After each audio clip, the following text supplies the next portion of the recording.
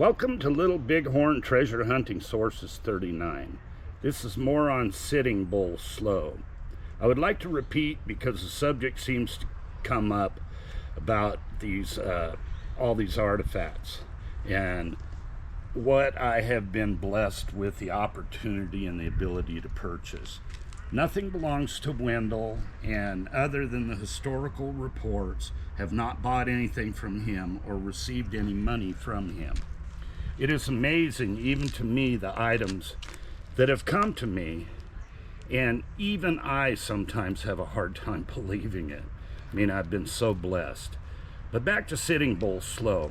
After his election to Supreme Chief with his second-in-command Crazy Horse, that's in video 11, they began to change their tactics. The first was to acquire metallic cartridge firearms. So Sitting Bull Slow developed trade treaties with the Slotis and the Red River Metis, who being mixed blood could acquire the firearms the Sioux needed. In September 1870, near Fort Union, Sitting Bull with Hunk Papa, Minneconjou, and Cheyenne warriors attacked and killed Charles Tech with a knife-pointed war club. And Sitting Bull was recognized there at the fight by several old Buford hands. And that's in Robert Utley's book, page 90 and 91.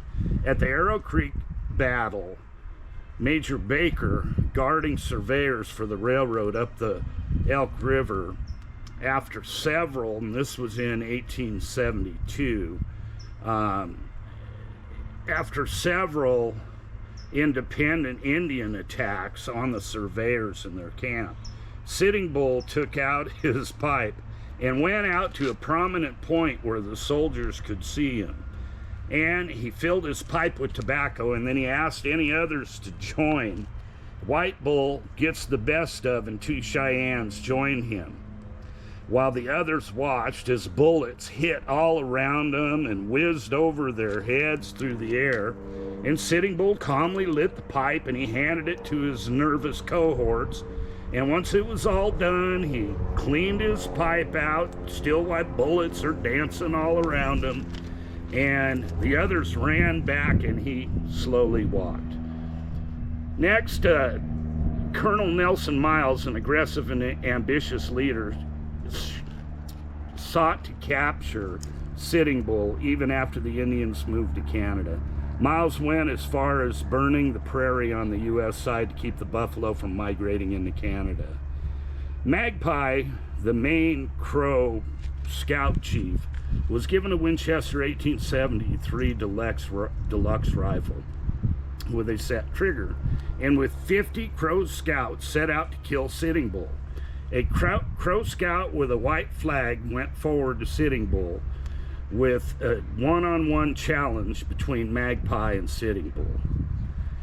Sitting Bull accepted, and they charged at each other on horseback. Well, Magpie's gun, the set trigger screw had moved so it wouldn't fire, and he's trying to fire it, charging at Sitting Bull, and Sitting Bull killed him. And then he got off his horse, Sitting Bull got off his horse, scalped Magpie, put his scalp in the halter, then raised up the 1873 and the 1866 Winchester he was shooting, and gave out a great war cry, and the Crow scouts took off. So Sitting Bull was always in the mix and was honored. Here is a spiked war club, and when it's got a triple drop, if you look here, the drops, if you can see a hole there, there's another hole there, another one there. Wendell called it a double drop, but I see three, and I've never seen three before. And I purchased this in March of this year, 2024, at the South Dakota Gun Show in Sioux Falls, the Dakota Arms Collectors Show. And I purchased it from a gentleman who, he had sold it to another gentleman previously, and the gentleman had died, and he made me a really fair price on it. And Wendell was there, and he looked at it and didn't say much about it till I got home. And the The War Club has several marks on it. If you look along the spine, you can see all these notches all along here. And I believe these here on the bottom, these are his honors and coups. So I think you have the total of his history of his war deeds on that club. Also, if you look here, I see 7 slashes, quite possibly for the 7 tribes of the Native Americans.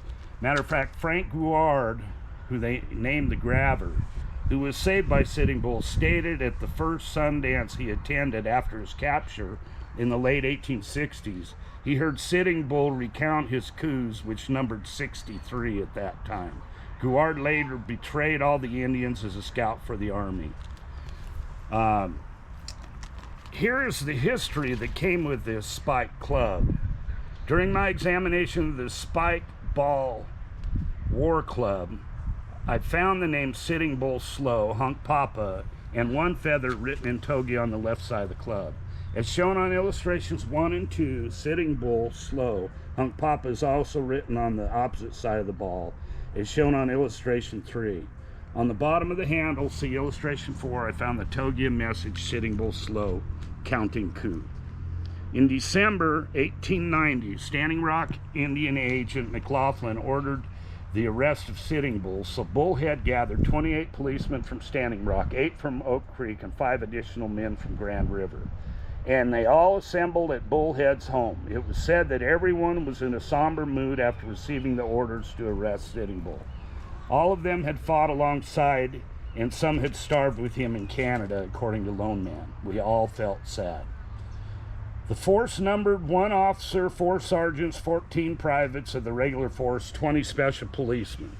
Upon arriving at Sitting Bull's cabin in the morning on December 15th, the officers went into his home with the rest surrounding the cabin. During his arrest, Sitting Bull was killed. I believe this Spike Ball War Club was taken from Sitting Bull's cabin by 1 feather, a Standing Rock Indian police officer who was there the day of Sitting Bull's death. Okay, that's all for the history for today, and I want to thank you.